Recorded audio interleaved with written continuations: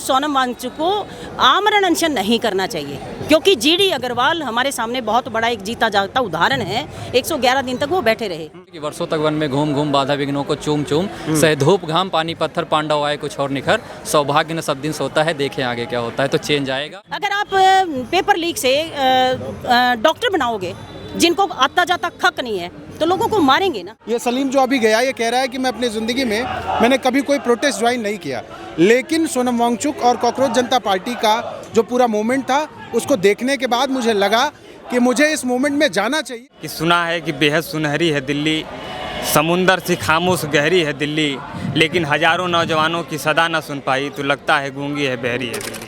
इस वक्त हम लोग जो है ठीक सामने हमारे आप देख सकते हैं कि हंगर स्ट्राइक पर सोनम वांगचुक जी बैठे हुए हैं और यहाँ तमाम लोग हैं जो आए हुए हैं, कुछ समर्थन में आए हुए हैं और कुछ अपने संगठन के लिए, और सबका बस एक मुद्दा है कि धर्मेंद्र प्रधान इस्तीफ़ा दे दें और पेपर लीक सरकार रोक दे, लेकिन फ़िलहाल कुछ होता नज़र नहीं आ रहा है। आपको देखते हैं, कहाँ देखते हो? हाँ, विनीत यादव ना? हाँ, अरे शुक्रिया। क्या नाम है भाई? यूट्यूब पे देखेंगे और गाने। क्या नाम है? मेरा नाम अमित है, भाई का शुभम। सुमित अमित। कहाँ से हो भाई? शुभम। मैं यूपी। यहाँ पे आए हो, स्ट्राइक में आए थे, जा रहे हो? नहीं अभी तो है। अभी हो?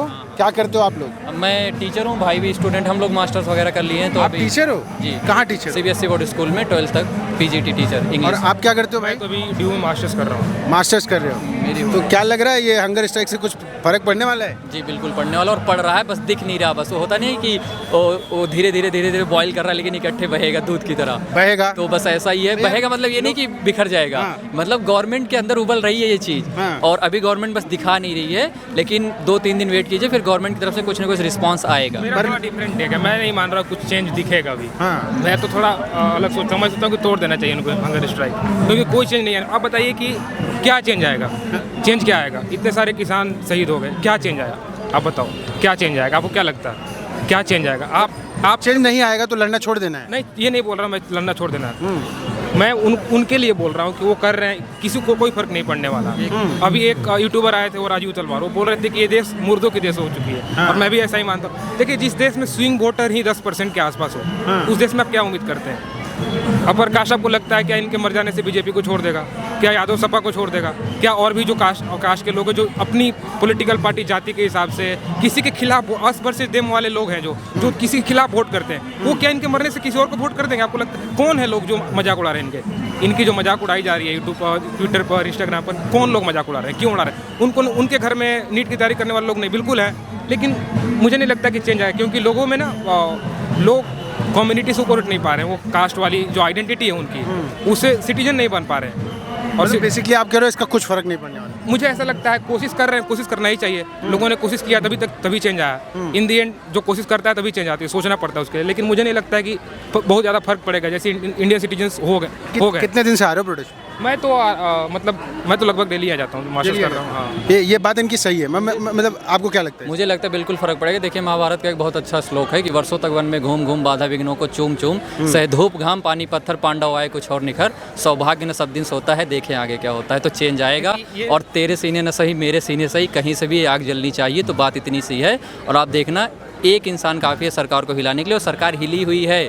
बस मुद्दे पर वो लोग बोल इसलिए ले रही क्योंकि लाइमलाइट ज़्यादा मिल जाएगी। और मैनिफेस्टेशन कहाँ हो? कैसे मैनिफेस्ट? बात ये ना, हाँ ठीक है, भाई का जो कहना है कि धर्मेंद्र लोग कह रहे हैं कि सोनम वांगचुक जी वैसे ही अपनी, हो सकता है उनको अपनी जान से हाथ धोना पड़े और यहाँ कोई फर्क ना पड़े। उनका देखिए, वो उनका इंटेंट है, उनका पर्सनल डिसीजन है। बहुत से लोग उनको कह चुके हैं। अभी मैं एक इंटरव्यू देख रहा था, उसमें वो अभिजीत दीपके जो हैं, वो खुद उनसे कह रहे थे कि स्ट्राइक तोड़ दो। तो वो सोनम वांगचुक जी ने खुद कहा कि ये मेरा पर्सनल डिसीजन है, अगर तुम्हें ये सब सजेशन देना हो तो मेरे पास मत आओ, मेरे से दूर रहो। तो अगर उन्हें लगता है उनको देश में कुछ चेंज लाने के लिए उन्हें अपनी जान देने में कोई दिक्कत नहीं है, तो उनका पर्सनल डिसीजन है। ये डिपेंड करता है हम इंडियंस पर कि एक ऐसे व्यक्ति जो इतने बड़े साइंटिस्ट हैं, जिनके ऊपर इतनी बढ़िया मूवी बनी है, जिन्होंने इतना कुछ किया है, मतलब वैसे देखा जाए तो साइंस की फील्ड में उन्होंने काफ़ी कुछ किया। तो उसके अकॉर्डिंग हमें एज ए इंडियन, हमें एज ए नेशनलिस्ट, हमें इस बात का ध्यान रखना चाहिए कि उनकी अगर कुर्बानी होती भी है तो व्यर्थ ना जाए, और उनकी कुर्बानी के पहले ही चीज़ें सुधर जाएं तो ज़्यादा बेहतर होगा। सरकार कम से कम इतना तो कर लो यार, कोई नाराज़ बैठा है आपसे, कुछ शिकायत कर रहा है, तो कम से कम इतना तो कर लो कि आगे पूछ तो लो, हाँ भैया चलिए ये दिक्कत है, हम देखेंगे क्या सोल्यूशंस निकल सकते हैं, उसके अकॉर्डिंग हम काम करने की कोशिश करेंगे। अगर हो पाता है तो ठीक है, नहीं हो पाता है तो हम तो वैसे ही, आप जानते हो हमारे स्टैंडर्ड क्या है, वादे कुछ और करते करते कुछ और हैं। तो कम से कम आपको क्या लगता है इससे इससे इफेक्ट होगा? क्या सरकार मानेगी या ऐसे ही चलता रहेगा ये? देखिए, जीडी अग्रवाल 111 दिन तक बैठे रहे, लास्ट में मौत को गले लगाना पड़ा। सरकार के कान पर जूं नहीं रहेंगे। जिस दिन वो मरे उस दिन प्रधानमंत्री जी का ट्वीट आ जाता है कि मैं बड़ा दुखी हूँ कि वो प्रोफेसर जीडी अग्रवाल चले गए। ये लोग संवेदनहीन लोग हैं। ये जब आज सोनम वांगचुक बैठे हैं 18 दिन हो गए, क्या उनको एक बार नहीं लगता कि ये मर सकते हैं? उनको मालूम है, क्योंकि डॉक्टर लगातार बता रहे हैं कि इनकी तबीयत खराब हो रही है और इनका जो स्वास्थ्य है लगातार गिर रहा है। लेकिन उसके बावजूद सरकार का एक परिंदा पर मारने तक यहाँ नहीं आता, क्योंकि वो जानते हैं कि मर जाए तो ज़्यादा बेहतर है उनके लिए, क्योंकि आवाज़ उठाने वाले लोग नहीं रहेंगे। उन्होंने लोगों की आवाज़ को बंद कर दिया, लोगों को डरना सिखा दिया, लोगों को बता दिया कि तुम अपने घर में रहो, 5 किलो अनाज तक टिको, तुम अपनी रोटी खाओ, घर में रहो, बोलने की ज़रूरत नहीं है। क्योंकि आज देश का सिस्टम ऐसा करप्ट हो गया है कि एक 13 साल की बच्ची के साथ 38 लोग दरिंदगी करते हैं। क्या किसी को नहीं खबर है? लेकिन कोई नहीं बोल रहा। बिल्किस बानो याद है ना किस तरह से उसको मारा गया, और उसके बाद जो लोग उसके क्रिमिनल थे उनको गले में मालाएं डाल के उनका स्वागत किया गया। प्रॉब्लम क्या है? क्या जाएगा? बहुत बेसिक सी बात है। वो कह रहे धर्मेंद्र प्रधान इस्तीफा दे दे। तो क्यों नहीं दे दें?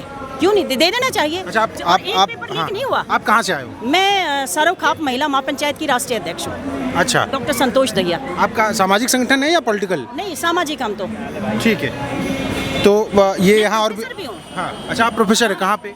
कुरुक्षेत्र यूनिवर्सिटी में। आप प्रोफेसर हो कि यहाँ बैठे हो? बिल्कुल। मुझे एक बात बताओ, हाँ। अगर एक पेपर लीक करके अनपढ़ जो लोग हैं उनको टीचर बनाओगे आप, तो हमारे बच्चों का भविष्य खराब होगा ना। अगर आप पेपर लीक से इंजीनियर बनाओगे तो बिल्डिंग गिरेंगी ना, लोग मरेंगे ना, पुल भी गिरेंगे, सड़क भी गिरेगी, टूटेगी ना। अगर आप पेपर लीक से डॉक्टर बनाओगे जिनको आता जाता खक नहीं है, तो लोगों को मारेंगे ना। तो अच्छा, आपके हिसाब से सोनम वांगचुक जी को ये खत्म कर देना चाहिए कि कंटिन्यू रहना चाहिए? मैं ये मानती हूँ सोनम वांगचुक को आमरण अनशन नहीं करना चाहिए, क्योंकि जीडी अग्रवाल हमारे सामने बहुत बड़ा एक जीता जागता उदाहरण है। 111 दिन तक वो बैठे रहे, किसी ने नहीं सुनी। अगर नहीं सुनते हैं और सोनम वांगचुक को कुछ हो जाता है, सरकार का कुछ नहीं जाने वाला। लोगों का, देश का जनता पे कोई असर नहीं होना है। जनता का नुकसान होगा, लेकिन जनता अभी तक ना केवल आज हालात क्या हैं, लोग संवेदनहीन हो गए हैं। उन रोज एक अखबार की तरह, एक न्यूज़ की तरह चीज़ आती है। सुबह देख लिया सोनम वांगचुक बैठे हैं, ओहो उनकी हेल्थ भी खराब हो रही है, रोज़ उनका स्तर गिर रहा है स्वास्थ्य का, लेकिन उसके बावजूद देख के हम अपनी रोटी खाने लग जाते हैं। हमें महसूस नहीं होता कि वो भूखा बैठे हैं 18 दिन से, नहीं सोच पा रहे हैं हम। वो जो समस्या है वो संवेदनहीनता है, आज लोगों में आ गई है। बलात्कार एक लड़की का होता है, किसी लड़की को कोई छेड़ रहा है, लोग आंख बंद करके चले जाते हैं। जो बाई स्टैंडर्ड एपैथी होती है ना, जिसको हम लोग बोलते हैं कि लोग देखते हैं बस सिर्फ खड़े होकर, वो इतनी बढ़ गई है। और इसलिए बढ़ गई है कि आप देखेंगे कि जो प्रोटेस्ट हो रही है, बहुत लोग आते हैं प्रोटेस्ट खराब करने के लिए भी। वो सवाल ये करते हैं कि आप नीट की परीक्षा दिए हैं, आप नहीं, तो आप क्या कर रहे हैं? सवाल यही है कि मान लीजिए किसी का रेप हुआ, तो कोई लड़की प्रोटेस्ट कर रही है, तो क्या उसका रेप होना चाहिए तभी प्रोटेस्ट करेगी?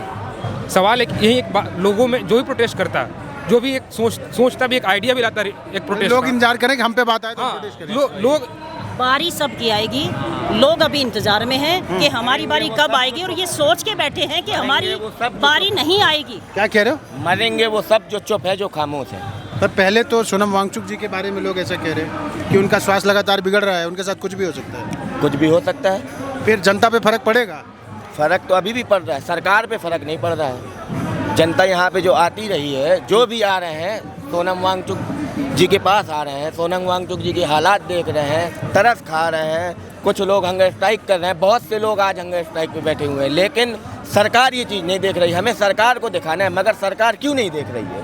बात सरकार के देखने से, जनता के देखने से कुछ नहीं होगा। जनता तो सरकार भी तो यार बगल में ही है, देख तो सकती है। 20 तारीख को दिखाएंगे।